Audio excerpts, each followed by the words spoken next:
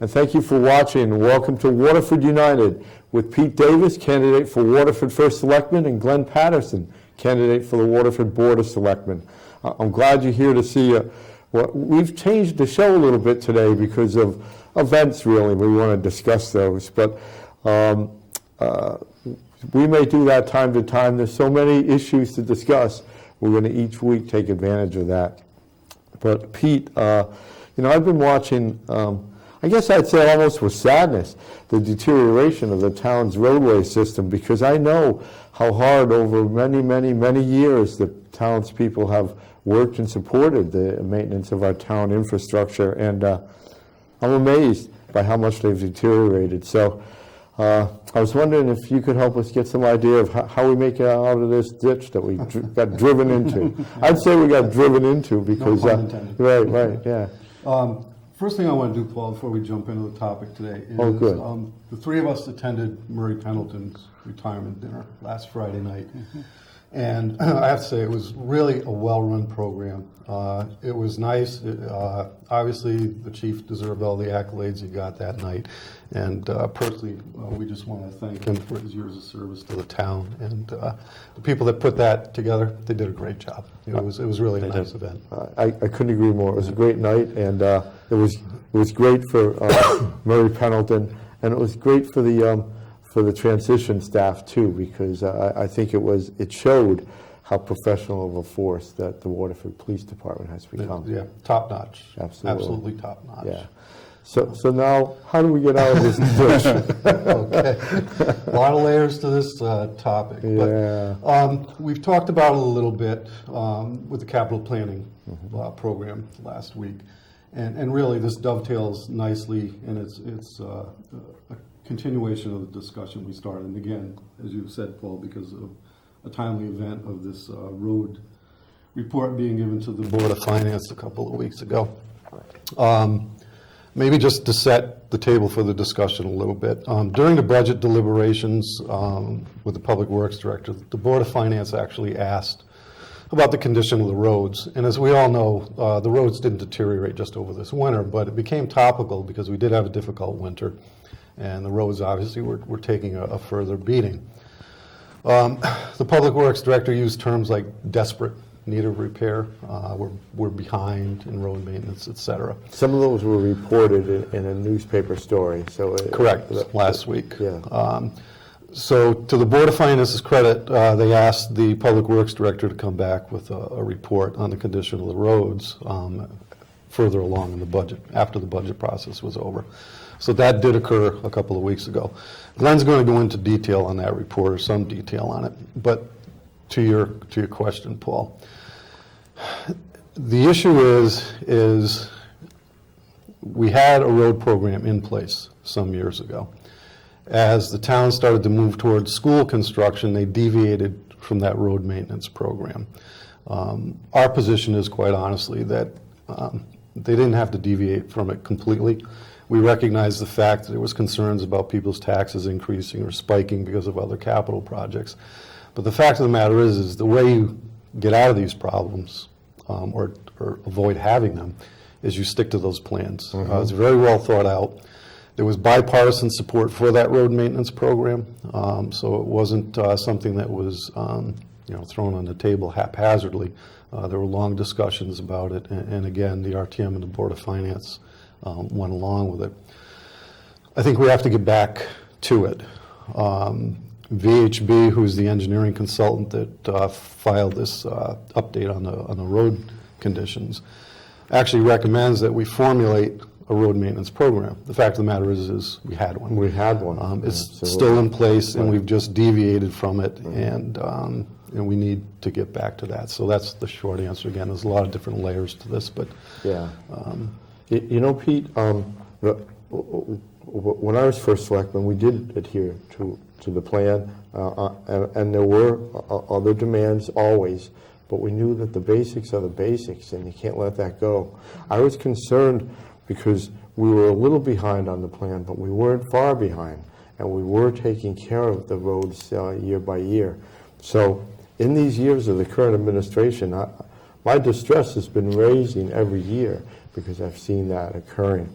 And also, as a sidebar to that, you know, the town sidewalks have been let go too. Yeah. So, I mean, there's going to be, you know, the first things first, but there are two big issues that should not have been let go. But I couldn't agree more. You have to start somewhere, so we have to start by getting back to basics, it seems. And again, there could have been adjustments made periodically sure. based on what was going on, because as Glenn has pointed out in a prior show, things happen. Sure. So plans are living documents, you need to be able to adjust it. The issue becomes now, it's a much larger adjustment and a much heavier lift. Yeah. So we need to get back to the table and figure out how we're going to do this without impacting the community and the taxpayers. So, You know, Pete, I guess they call Connecticut the land of steady habits for a good reason. Because, you know, some of these things are so basic that if you don't stick to them, you get away with it a little while, but you don't get away with it for long. And in the end, you pay an awful lot. So maybe what we could do is, you know, I know that Glenn does such a great job of analysis of reports, details. This is his professional career. So maybe he could illuminate a little bit and illustrate some examples from the study that Pete referred to, and that report that I guess went to the Board of Finance and the RTM. Right, I'll run you through that, and I'll try to summarize the consultant's the consultant's approach and the consultant's conclusions. So, great. So folks can understand that there was a lot of thought given to this, and you know, we paid somebody to do a job, and we didn't take their advice. So we'll get to that. This is the same report that the newspaper article referred Correct. to? Okay, yep, good. that's true. So just to start off, when you talk about going back to basics, Paul, the basics of the basics, you know, roads, they're the infrastructure that's part of everybody's life in the town. Everybody in town uses the roads. People out of town use the roads. They're part of the face of Waterford to the outside world. And probably most importantly, you know, other than people getting around to do their day-to-day business, this is part of the public safety infrastructure. Oh, yeah, absolutely. If your roads aren't in good shape, your first responder travel times are affected, and there are literally lifelines within the town. So it's important to keep the roads in shape. It's basic. It's as basic as you can get. It's as essential as town government has. That's right. Right. So, you know, the issue is, you know, based on that report back on May 20th at the Board of Finance by VHB Consulting, our roads aren't doing well. And, you know, we bring VHB in periodically to assess the condition of the town roads. So basically what they said that night, or what VHB is about, is that they're a company that specializes in pavement, or one of their groups specializes in pavement management. Pavement management. And it helps towns set up pavement management programs. And they have a process that you go through to do that. So at the meeting, they went through the process of how you set up a program like this. What are the current road conditions in town? What are the costs of the various methods of pavement maintenance and repair? And then they made some recommendations for action by the town. So very quickly, pavement management is the practice of planning for pavement maintenance and rehabilitation with the goal of maximizing the value and life of a pavement network. So that's a fancy way of saying, how do you get the biggest bang for your pavement buck? Yeah, and once you let that fabric fall apart and it crack through to the subsurface, then you're redoing them. So that's basic. Right. But I'm glad you read that definition, because the public understands it. They don't have to worry about it in their own driveways. Exactly. That's an absolutely true statement. So then when Peter talked about a program, right, the desired outcome at the end of that process is you have an annual road program. That's their goal, to lead towns to setting up this annual road program. And the one thing I want to point out is that definition clearly states that planning is the key component to ensuring money is efficiently spent for roads so they last as long as possible before you have to replace them. Because eventually you do have to replace them. But you want to defer that action for as long as you possibly can. So how does the consultant help the town get through the pavement management process? They come and look at the roads. And then they give them a score on what's called a pavement condition index, kind of like the old 0 to 100 ABCD scale that folks are used to. Yeah. Well, I know they do this with bridges and everything. Sure. So this is so if your index is, if your pavement condition index is 93 to 100, that road doesn't need any work. So it gets an A grade kind of thing. We don't have many of those. No. 22%. 22% of our roads fall into that category, believe it or not. So they work with Public Works and the planning office to integrate that information into the geographic information system the town has. Pretty high-tech stuff that I can't talk about here because I'm not 100% sure how that works. But then they help define repair strategies and costs. So what are your options for maintenance or repair, and what are the costs of those options? And of course, like any homeowner understands, costs increase the longer you defer maintenance. The longer maintenance is deferred, then you're talking about major repair or replacement. The old, you can pay me Right. now or pay me later. Exactly. Yeah, That's gotcha, it. Gotcha. And then the consultant helps you through budget scenarios. So what's the best plan or plans for what you can pay, what you're willing to pay, what you can afford, however you want to phrase that. They help you through the cost piece of it too. Maybe spread out the cost over years with bonding. They help you through your payment scenarios as well. For budgeting as well as doing. Right. And then all of that comes together in an annual road program. And you guys did that before. Yes. Yes. So you got to that point. So where are we now? And to frame where we are now, let's go back a little bit. Back in 2007, VHB looked at the roads in Waterford, and they did their condition index calculations, and they came out with an overall index that Waterford roads scored 82 out of 100. That doesn't sound bad to me. That's Pretty good shape. That's a good score. That's a good score. In 2010, 3 years later, they came back to the town again and made recommendations for a road program. They laid it all out, including the annual levels of funding that would be required to maintain the roads at close to that level, probably around 80-ish type of thing. And here we are in 2015, and the overall score for the roads in Waterford is now 70. Wow.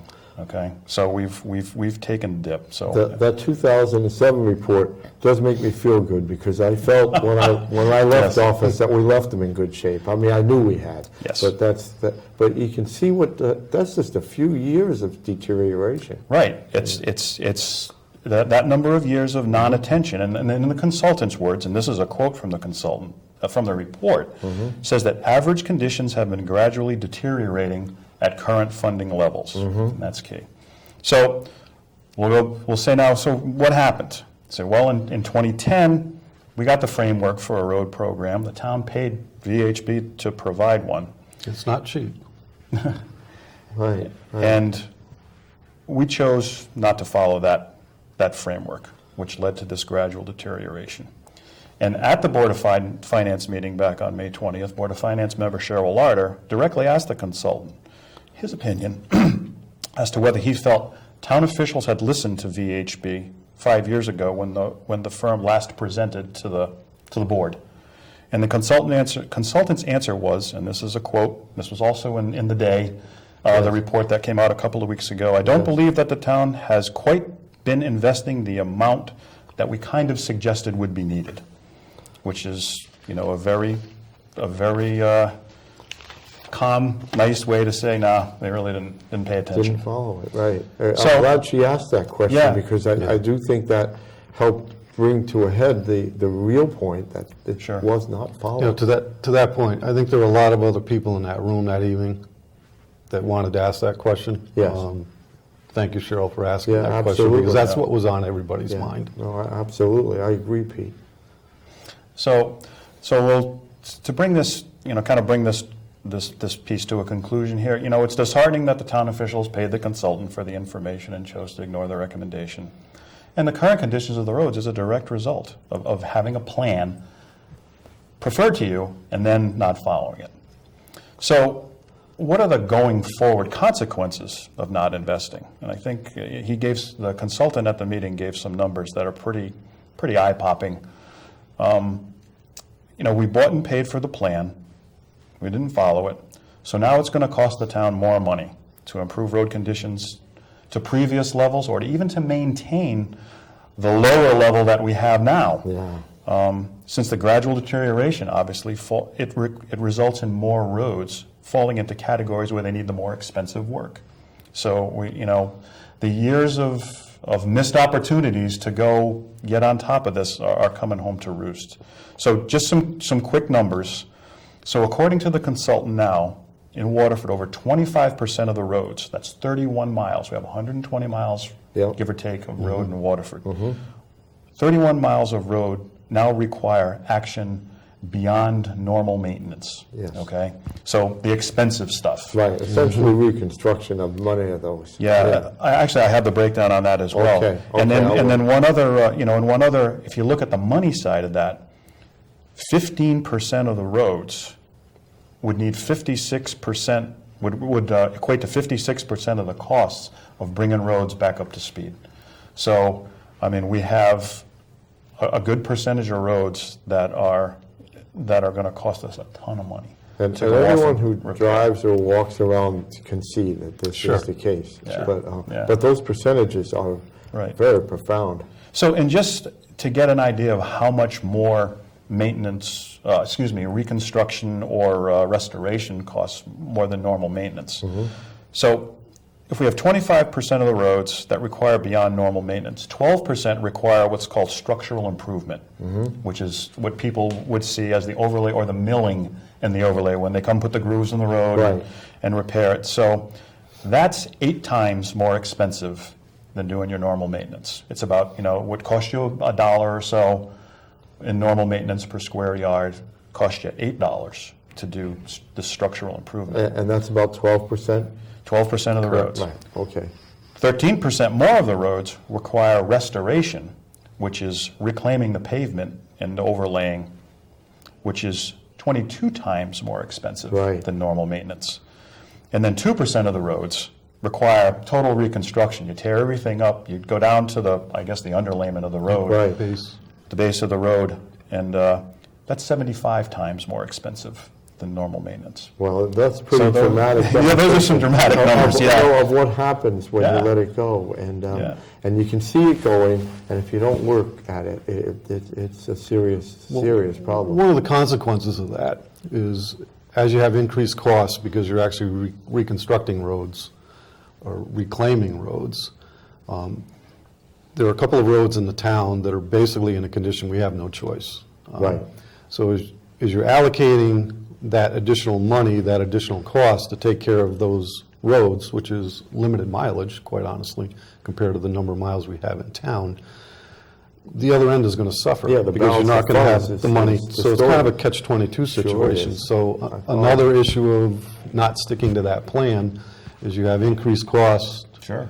for a small percentage of the roads that you have to deal with because they're basically falling apart, and you're losing on the other end with the maintenance. All the more reason that we have to get back to an ongoing, substantial attention to doing this the Exactly. correct way. And you know something?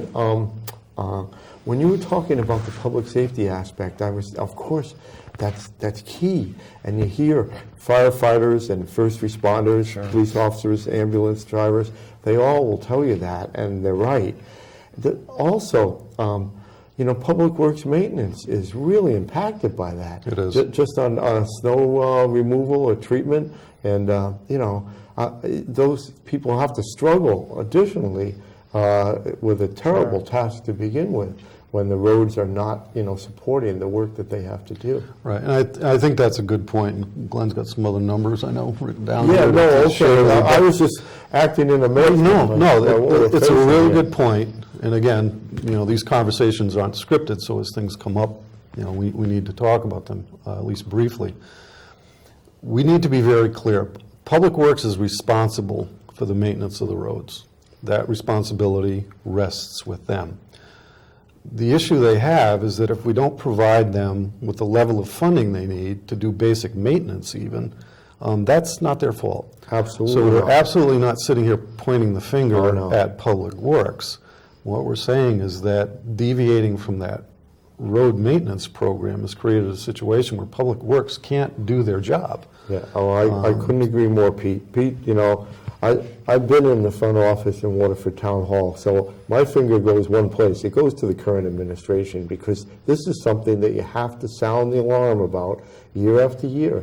You have to pay attention to it, and you have to make sure that the Board of Finance and the RTM fully know it, because those people are also not in a position, except when they have a report like Glenn just illuminated by VHP, to know exactly the needs and conditions. That has to be given to them as part of a capital plan, and that's the first selectman. That's who is in our charter responsible for that. So I couldn't agree more. Those people doing, for instance, snow removal, we as a town are just giving them an extra challenge to getting their job done right, and we shouldn't be doing that to them. That's a hard job to begin with. I didn't mean to interrupt. No, so, no, we got through it all. We got through most of it, but like you say, the numbers, when you pull out the numbers that way and put them out, it's eye-popping how much it costs if you defer the maintenance on these roads. So basically, I guess, kind of in conclusion, the town, we now need a plan for the plan. We need a plan to recover now. Yeah. And the consultant laid the groundwork for that as well at the meeting, listing some options as to, if you let things go and don't fund anything, if you fund at current levels.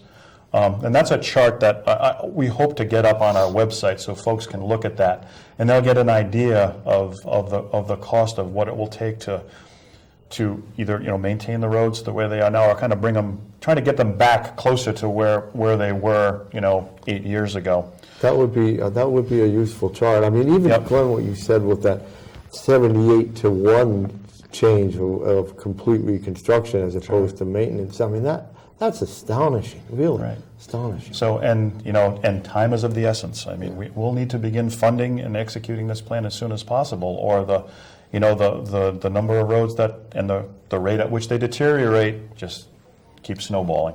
Well, to just break it on that 1 second, we did have an extraordinary winter, but you have a hurricane or a flood, like the June 1982 flood that the town had. Mm-hmm. I mean, these conditions would just accelerate in their serious deterioration.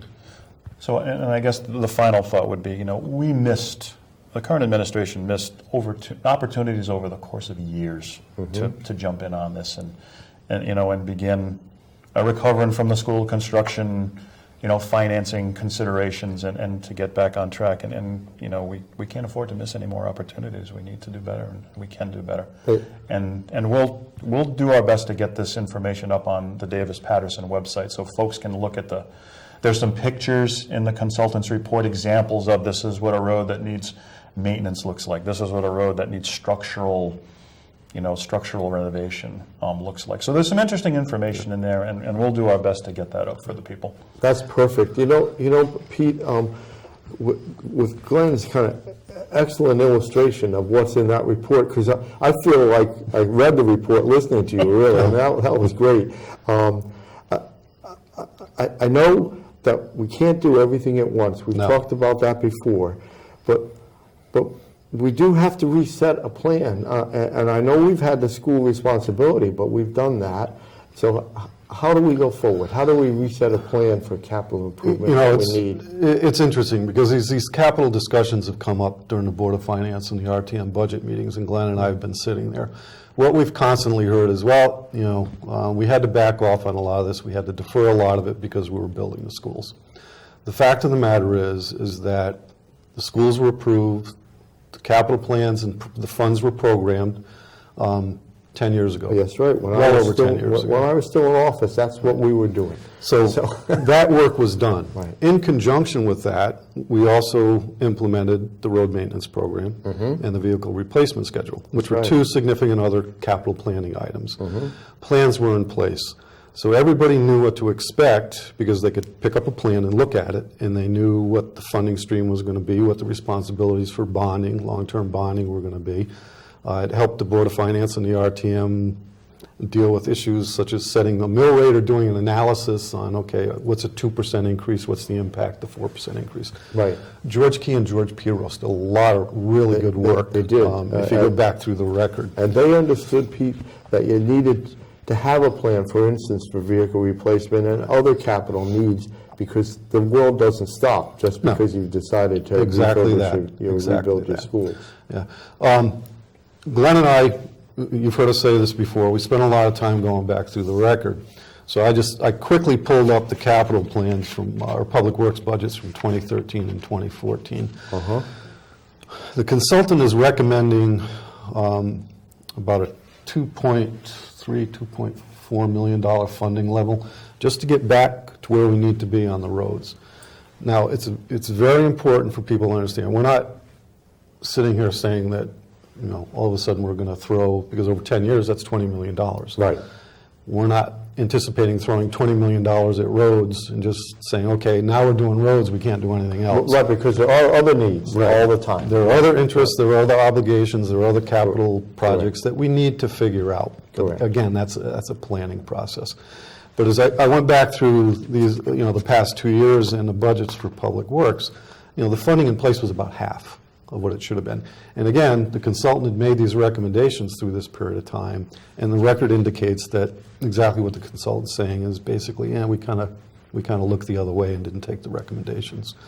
So you've got a consultant doing what I consider to be a very comprehensive and a very good analysis. I think he did another one, I think a presentation in 2012. Right. Basically the same recommendation, same situation, and we just couldn't get there for some reason. So using the schools as the excuse of why we couldn't do a lot of these other things, okay, even if you want to say, okay, that's a valid reason, that doesn't mean that you don't do the planning or do the programming for some of these other issues that you have, because Even if you have to reset what base you can provide to each of the essentials. We're about out of time, but I think, Pete, I follow you, that we not only do we have to do the road work that Glenn so beautifully illustrated, but we also have to reset our overall guidance, really a guidance system, so that we're running the town the right way. And I think the overall message for us today is that we need to do better. We can do better, because as we sat Absolutely. through those budget hearings, there are a lot of very competent, talented people on the Board of Finance and RTM that understand these issues. There sure are. And if the communication is there, and the work is done, I think we can solve these problems. So, you know, it's not a great situation, but it seems Glenn and I keep saying, well, this is an opportunity. Yep. Like you're saying, It's Paul, to recoverable, get back no on question. track. It's recoverable. You just have to do the work. Every big problem is really an opportunity Sure, to focus your thinking and to do things right. So with that, everyone watching knows that we have problems with the roads, but at least you hear that we have two people here that have at least the mindset and the professional experience to help guide us to a new baseline of how we go forward to make sure our community is properly maintained. So with that, we're out of time. A lot to talk about, but we'll be back. So thank you for watching Water for United with Pete Davis and Glenn Patterson. See you next time. Thank you.